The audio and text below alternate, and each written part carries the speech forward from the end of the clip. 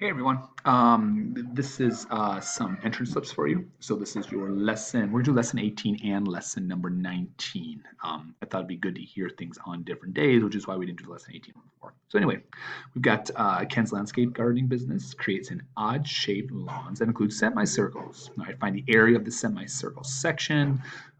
Use 22/7 for pi. Okay, so they do want area, and we know the semicircle or a half circle is exactly what it says. It's half of a circle. So we've got area is pi times radius squared.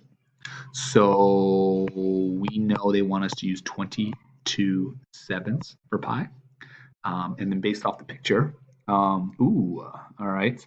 That diameter is 5, but we want the radius. So our radius is 2.5. Now here's the thing is I don't want to use decimals because I'm using fractions. So what I'm going to do is I'm going to write 5 as a fraction. So excuse me, half of 5, which is a fraction. So yes, it's 2.5, but I'm going to need improper fractions. So I'm going to convert it. So times 5 halves squared. So to square something means to multiply by itself. So 5 halves times 5 halves. All right. There's my 22/7 that's down there. But yeah, 5 halves. So 5 times 5 is 25, and 2 times 2 is a 4. Again, when we're multiplying and we're squaring, when we multiply fractions, we just multiply straight across. All right. Here, oh my goodness. All right. I see a 22 and I see a 4. Oh, little cross division, divided both by 2. All right. So 4 divided by 2 is a 2.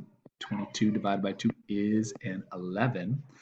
And then, yeah, we're stuck just multiplying across. Oh my goodness. So yeah, reach for that calculator. 7 times 2, I got that one, 14. All right. And then 17 times 25, yeah, go ahead and punch that in, and you've got your answer that's there. So this is kind of one of those examples as to why we don't always use the 22/7. And that's really because of the idea of it's not, you know, we don't use it unless there's cross division to go along with it. It really cleans things up. So in this particular case, this would have been a nicer one to end up using 3.14. But again, we do like to talk to you about it. So 275/14. Technically, let's see here. Do we have meters? Yeah, area. So it's meters and then squared. So there you go.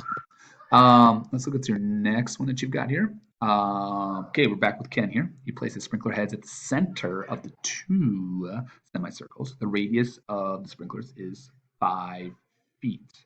So the radius is 5 feet. Okay, so the 10 is going from here to there because the radius of the sprinklers is 5 feet. The area of the larger circle is the shape of the entire lawn.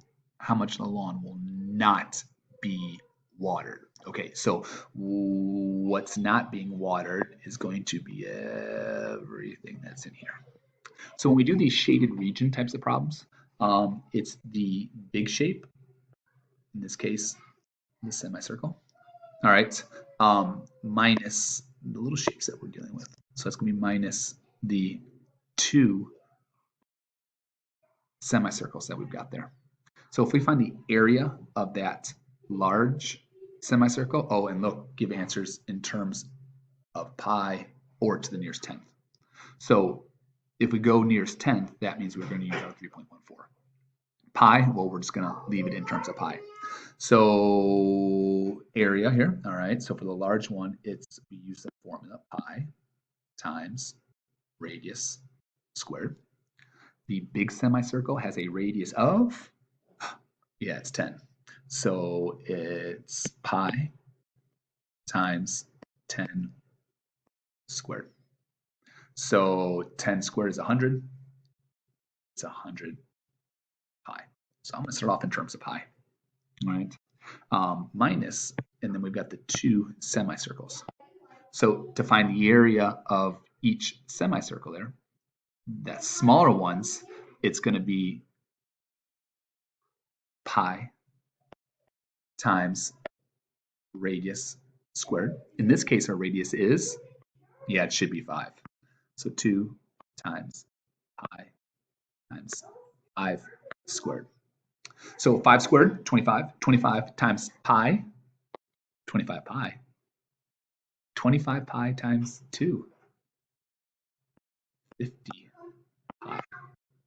All right, so 100 pi minus 50 pi, they're like terms, so we can do 50 pi.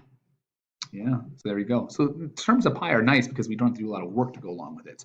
Again, if I used my 3.14, all right, instead of the 100 pi right there, you would have 314. Again, 100 times 3.14. If you do 50 times your pi, so 50 times your 3.14, you should get yourself 157. All right. So if I do subtract them, I should get 157. So what we can kind of do to see if they're equivalent is if I go ahead and type in 50 times 3.14, I should get 157, and I do. So they're equivalent answers. That's the thing about it. They're the exact same thing that we're looking at. So yeah, so there you go. Let's see what else we got going on down here. Lesson number 19. Okay, all right.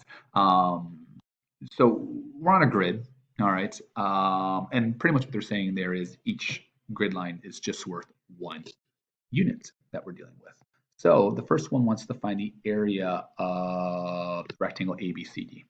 So there it goes from A to B, C to D. So the thing that we want to keep in mind is rectangle. The area of your rectangle is simply your length times your width. We can also use the phrase kind of base and height as well, but we typically use length and width because it's right angles. And a rectangle has right angles in the shape.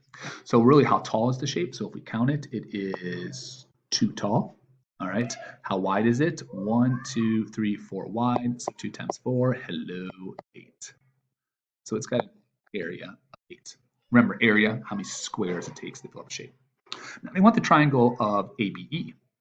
So in triangle ABE, we're going from here, all right, to here to here. So we're looking at this guy right there. So your formula for your triangle is base times height, but we divide by 2. Really what you're doing here is you're making it into a rectangle, finding the area of that full rectangle, but you only want half of the rectangle. So that rectangle is 1 wide, it is 2 tall, we divide by 2. So 1 times 2 is 2, all right. 2 divided by 2 is 1, so it's got an area of simply 1. All right, so DCF, it's the exact same thing. All right, you can see again, it is 2 tall, is 1 wide. All right, base and height always meet at the right angle. It's kind of like when you go to the doctor and they measure your height. They don't ask you to lean to the side, they ask you to stand up straight. That's because they want your body to make a right angle with the floor. So again, that's how we know to use that. Plus, we also can't count on a diagonal on a grid, so we really can't get that information as well. So again, we're also looking at a 1. All right, and then for question 6 there, find the area of a parallelogram, all right, BEDF. So here's what we've got going on. I'm going to sketch it out here. All right, and so if I kind of check out the numbers that I've got here, all right, when I look at the picture, I can see counting across, it is 1, 2, 3. Oh, it's just 3. Look at that. Right there. 1, 2, 3. Now, remember, we can't count on a diagonal. All right, so I cannot count. I don't know what this measurement is. But here's the thing is I don't need it. Your area of a parallelogram is simply base times the height. That's it. Base times dots there, minus sign there, base times the height. So if I go back up to my picture and I see how tall it is, you can see that it's too tall. So it is tall. So 3 times 2 gives me 6. So they did ask for 2 different ways. This is your formula way. All right, this is the way of you can just simply, hey, formula, grab the numbers, plug it in, look at it. The other thing that you can realize here is that if you actually take this triangle here and top it off, all right, it will fit perfectly right here. And so what that ends up doing now is it actually ends up, that's not what I want to have in there, right? What it actually ends up doing here is it actually ends up making it into a rectangle. So it's actually this shape right here. So then what you can see is it's still 3 wide. That didn't change. We still had our original side that was there. And now you can see better how tall it is, that it is too tall. So really a parallelogram is just a rectangle in disguise. It's just that we need all of it. And then when you look back at your triangle, again, triangles are just rectangles in disguise. But we realize that we don't want all of it. We only wanted half of it. So base and height is what you're always after, and it's where they make the right angle symbols. Same things work with your rectangles. That's why those work, because rectangles in all 4 corners are our right angles. Whereas in triangles, we don't have right angles everywhere. So that's why we really have to hunt for the base and height. All right, people, there you go.